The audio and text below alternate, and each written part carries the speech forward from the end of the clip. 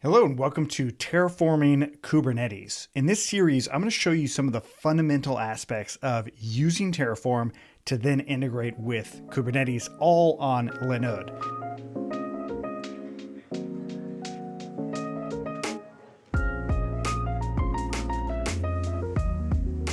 Now, the first question you're going to have is why use Terraform or why learn Terraform? Now, a big part of it is so you can have an at-a-glance look at how your infrastructure is right now. In other words, Terraform will turn things on for you on the Linode console among other cloud providers, but it'll turn things on for you and you can actually just pick and choose what it is that you may want to change or take down, which is really, really nice. And it all comes in a document so you can put it into GitHub and just track changes over time. The other side is using Terraform with Kubernetes. Now, the nice thing about this is then you can resize your Kubernetes cluster on demand. If you need to, you can bring it up, you can bring it down, you can change how it scales, you can do all sorts of cool things there, which I'll show you for sure. And the other part of this is like, why even use Kubernetes? The name of the game is portability, right? So we want the ability to move our applications around. We want to be able to take them off. We want to be able to scale them up. We want to be able to do all of these things with ease. And Terraform and Kubernetes help us do this really well. Terraform turns on the infrastructure we need, the actual servers we need, where Kubernetes will run the applications we want to run, and it'll do so in an incredibly efficient manner, and it'll do it using containers. And I'm a huge fan of containers, as you may already know. Now, the thing about this course is it's really meant to be an introduction to these two tools. I will be going into them in a lot more depth in future content, so be sure to check that out when it comes out. My name is Justin, and I'm going to be taking you through this one step by step. Of course, all of the code is referenced on GitHub as well, so be sure to check out my repository for that. And then if you do have any questions or you have suggestions for what you'd like to see next, please let me know. Because this, to me, is the beginning of a journey that you might be going on to really master these tools and get really good at them. But more importantly, actually using them for the applications and the ideas you have and getting them out there. So thanks so much for watching. Let's go ahead and jump right into this one. Now, before getting started, we have to do a few things. That is install Terraform and kubectl, and then also see some of the references that we'll be using. Now, first and foremost, this blog post right here, this is the one that I highly recommend that you use. If you get confused at all, this will give you all of the nuance and context that the video may or may not have. Now, I will say that all of the links are in the description, and all of the things that I'm going to talk about should be linked in this blog post as well. Now, another reference is this GitHub repo. This will have all of the code that we use. So you should be able to fork it or just download it and use all of that code with some additions like some of the API keys that you'll need. Next, of course, if you aren't familiar with containers, I highly recommend watching my course on Docker and Docker Compose so you better understand how containers work. That's because of Kubernetes. Kubernetes manages containers for you. That said, if you just want to see what Kubernetes does without really knowing containers, that's okay. We're not going to be building any containers in this one. We're just going to be using a public one, which is just a containerized Nginx application, as we'll see. Next, of course, is installing Terraform. There's many different ways to do this. One of them is using Homebrew on macOS. But of course, if you're on Linux or Windows, there are guides on how to install that. Terraform is fairly easy to get going once you have it installed. Next, of course, is installing kubectl. You do not need to install Kubernetes and Docker on your local machine, but you will need kubectl to actually run commands for Kubernetes, which a big part of the reason that we even do Terraform Kubernetes on Linode in this way is so we can just use kubectl and then a external version of Kubernetes. So it's not on our local machine, because Kubernetes probably shouldn't be on our local machine. It probably should be in the cloud somewhere. Although, of course, Kubernetes has a lot of things to it, and we're only going to be scratching a little bit of the surface of that. So if you are interested in more in Kubernetes, let me know in the description. Now, I will say using Visual Studio Code as your text editor is highly recommended. There's a lot of built-in features for all kinds of applications, but definitely for Terraform and Kubernetes that I think are really nice. That being said, everything you do in here can be done on your command line, whether it's terminal or PowerShell. So keep that in mind as well. And finally, you need a Linode account. So go to linode.com/CFE to get a $100 credit. It really just gives us attribution that we brought you there. That's pretty much it. And so that is how we're going to start. And like I said, if you want to just slowly go through the blog post, you can actually follow along there, or you can just stick with me in the video. Now we're going to go ahead and create our projects directory. So first and foremost, open up your command line, whether it's terminal, PowerShell, or VS Code. And you're going to want to create a dev folder as well as our Terraform Kubernetes folder. A quick way to do this is to do make dir-p. This will create the parent directories as well. So it'd create the dev folder if you don't have it in this case. So we're going to go ahead and do terraforming-kubernetes. And then we're going to go ahead and cd into that.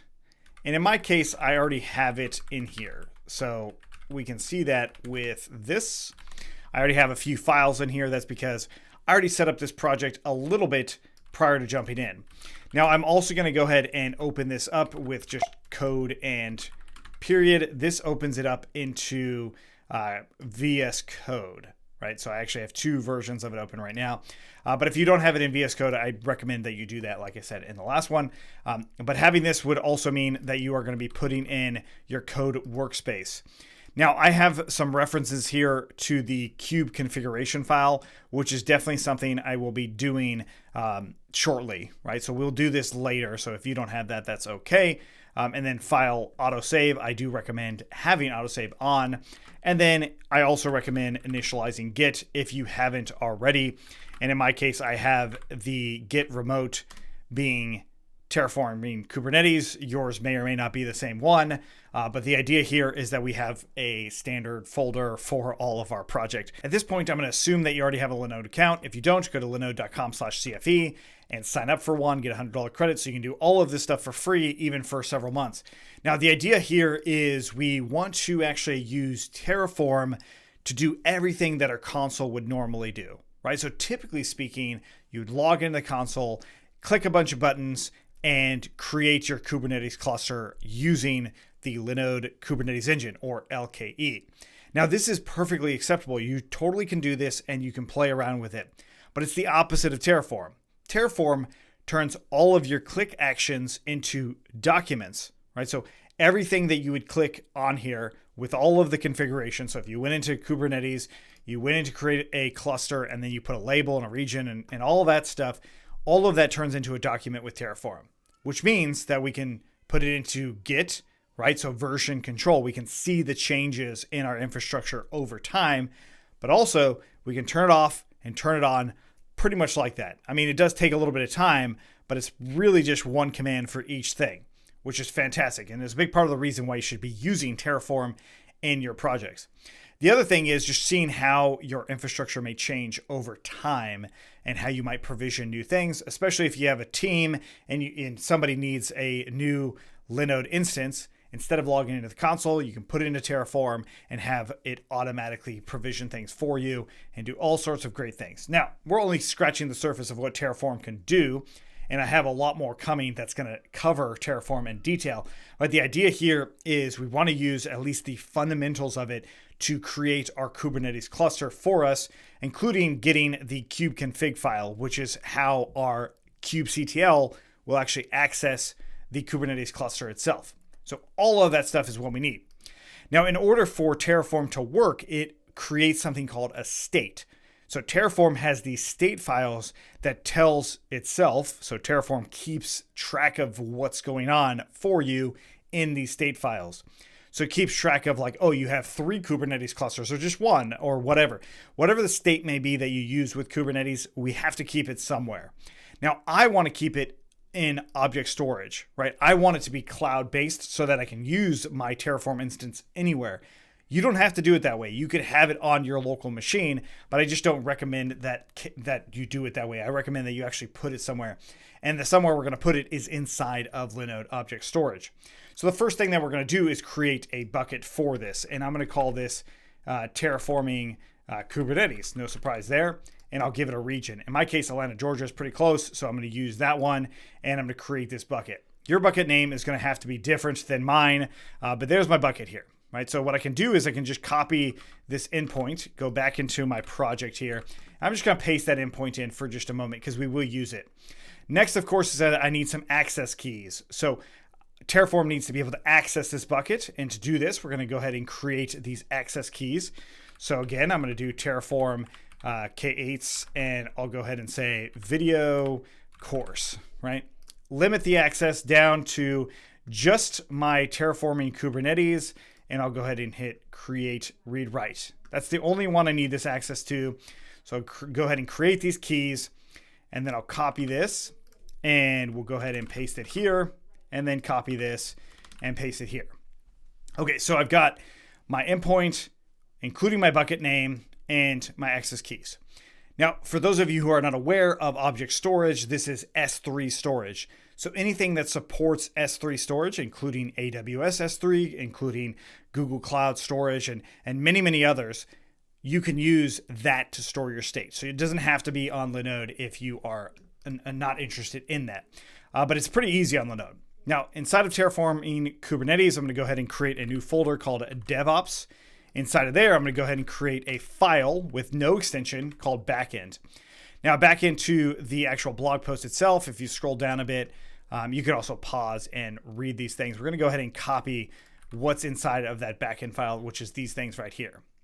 And so we've got our bucket. We need to change our bucket to this bucket name here. And I'm going to cut it out and paste like that. Notice that I've got an endpoint in here, US Southeast 1. That is the same thing that was after my bucket name on that endpoint URL. In my case, yours might be different. And the region is the same. It comes from that endpoint as well. The other things that we definitely need for specifically non-AWS S3 buckets is to skip the credentials and the region. All this is doing is telling Terraform, hey, don't check that this is a valid region for AWS. That's it. So anything that's not AWS needs those two features in there. And then we're going to go ahead and add in our access key and our secret key. Okay, cool. So now we've got our backend set up. We still have a few more things that we need to do with this, but one of them being in my git ignore.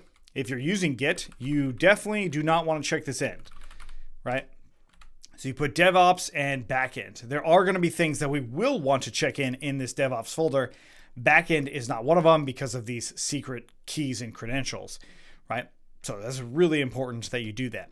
And of course, you could always create new secret keys, new access keys to this particular bucket. And Terraform can almost always, as long as there's permission, can almost always get the state as needed. So in other words, this backend file can easily be replaced in the future if you need it to be. And I actually made a mistake on my secret key, so let's go ahead and fix that. And I'll just cut it out, and there we go. Okay, so I don't need to save this other untitled document, so I'll go ahead and get rid of it. All right, so now we have our backend. So what we can do now is actually initialize our Terraform project. But before I do that, I actually want to create a personal access token as well. All right, so now we're going to go ahead and create our personal access token. So be sure to go into your Linode console, into your profile where API tokens are, and you can go ahead and create a brand new token. I'm going to call this one Terraform-Kubernetes-course. And I'm going to set the expiration to 1 month. I don't need it to be that long because I'm not going to have this run for that long. Now, the access itself, you don't necessarily need to have unlimited access. You can really pick and choose only a few things in here that you'll need. Like you might want to actually use Terraform to create some managed databases in Linode, your domains, events, maybe firewalls, definitely Kubernetes, images, may or may be IPs. Yeah, probably. Even though I think Kubernetes will actually handle this part for you. You might not necessarily need to do that. The point to this is really just to be kind of specific and intentional about the permissions you want to have versus just all of them. And we're going to go ahead and create this token. So I'm going to go ahead and copy this, and we're going to jump back into our project, into the DevOps folder. I'm going to make a file called terraform.tf-vars. Now, this is the input variables that you're going to use in your Terraform project. The backend is sort of an optional thing. You may or may not want the backend.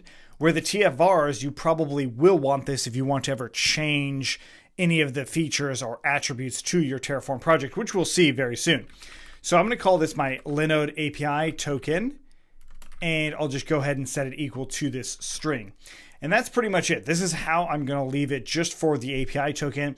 Now, eventually we will add and use this token into our project. But for now, I have all the keys necessary to start actually using a lot of the Terraform things. All right, so now we're going to go ahead and initialize our Terraform project. Now, one of the reasons I use VS Code has to do with the extensions, the HashiCorp Terraform extension. Have this installed so it's a little bit easier to write your Terraform files because it will add some autocomplete features as well as, syntax highlighting and all that. The other thing is we created this tfvars file. You want to make sure that you add this to git ignore. Now, tfvars are input variables that we'll use in our Terraform modules, so we definitely don't necessarily want them, especially when they are sensitive information like this API token. Now, you can have other variables in here that aren't sensitive like this, which is what we will have eventually. But for now, we're just going to leave it like this, and we're going to create our first Terraform module with main.tf. Now, main.tf is a very common way to put a lot of the metadata about this project, right? So we need to declare Terraform here, this block. We need to add in the required version, and this is going to be greater than or equal to 0.15. Now, I will say all of these references are really easily found on the Terraform documentation. Now, the next one is we need to make sure that Linode is actually brought into our Terraform project.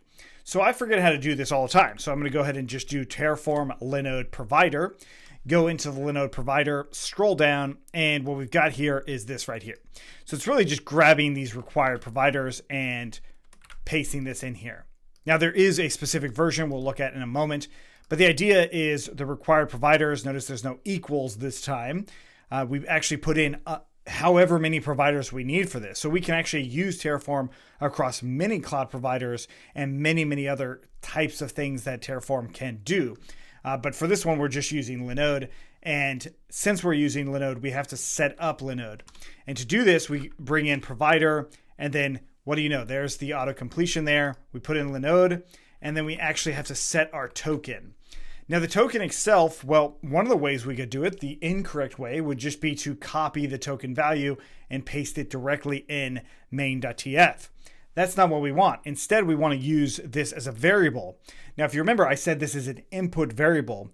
Now, Terraform needs us to declare all of the variables we're going to use. Right now, this is not a declared variable. So to actually create a declared variable, there's two different ways on how we can do it. We can actually come into main.tf and do variable and then name whatever the variable is, which we called it Linode API token. This name is identical to this, right? So this is the declared version of this implementation. Now, if you're not familiar with this type of methodology of writing and using variables, this is because Terraform is declarative, right? So we basically tell Terraform what we want and it makes it happen. Now, when it comes to variables, we need to declare what variable we're going to use so that we can use it in other places like this, where it's just simply var and then the variable name itself. So this variable name, again, is still attached to tfvars. If I called it something different, like maybe ABC, it's no longer attached, and then tfvars would have to be modified for it to work. This is actually really cool. It's a lot like .env files with Python or JavaScript, except this is not an environment variable. It's actually a actual variable for Terraform. If that's confusing at all, let me know in the comments, but I think it's pretty cool because it separates the variable itself, so we can move that around, and the value of that variable. That being said, we can actually have a default value in here. Now, of course, for an API token, it doesn't make sense because we want that to be abstracted away from the file itself. So instead, what I'm just going to have in here is sensitive being true, right? And notice that the autocomplete comes up and it makes it really nice and easy for me to use all of these things. Now, I could leave it in here, right? So I could leave variable, this block in here inside of main.tf. But our project is going to start to expand a little bit here, our Terraform project. So I'm going to actually use it into a different module. And this is one of the cool things about Terraform itself. So I'm going to go ahead and create a new module called variables.tf. This is just a name that makes sense for this, and I want to make sure it's in the DevOps folder here. And so main.tf, same variable, same usage, same everything. Terraform itself actually will use all of the .tf modules inside of any given folder, which is great. So it combines it all into one and just treats it as one. No imports necessary. Like if you're using Python or JavaScript, there would be a lot of imports and all that. Terraform, we don't need to do that. Okay, so now we're going to go ahead and initialize this Terraform project. So there's a couple of ways on how we can do this. Number one, I'm actually already in the DevOps folder. So being in the DevOps folder, I can just type out Terraform init, and then I also need backend config, and we'll use our S3 backend or the object storage backend. So this is the command when I'm inside of that DevOps folder.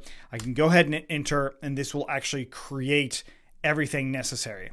So if I cd back into the root of my project folder, if I attempt to do that same command, I get this in an empty dictionary, right? So it's trying to do it in here, and it's not actually going to the correct place. So you'll see this from time to time. So what you need to do is just use Terraform-chr into DevOps, and then init, and then the backend-config equals to backend. Notice that backend is inside of DevOps itself. It's still in that folder, so I can actually do it like this as well. So both of those are the same commands. Now the reason I show you this command right here is one I use more often, right? So if you're on a Mac or a Linux, you can create something called a makefile, and then you can just go ahead and do something like init, and this is where you would actually put this command like that, and then you just do make init, and that's just a way to just shortcut to that command. If you're on Windows, you don't need to worry about that. The main thing is you just need to worry about this command itself and making sure that you're running in the right place.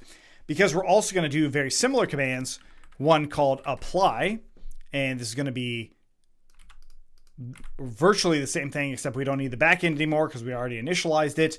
And then we would just do something like apply, and then we would do plan, and so on, right? So these are the commands we'll continue to use, but I often start my projects just this way on my Macs, is I have a makefile, so I have shortcuts for this.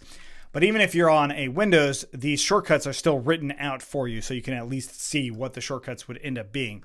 But at this point, we now have our Terraform module initialized. The entire project's initialized, so we can actually start doing something with it.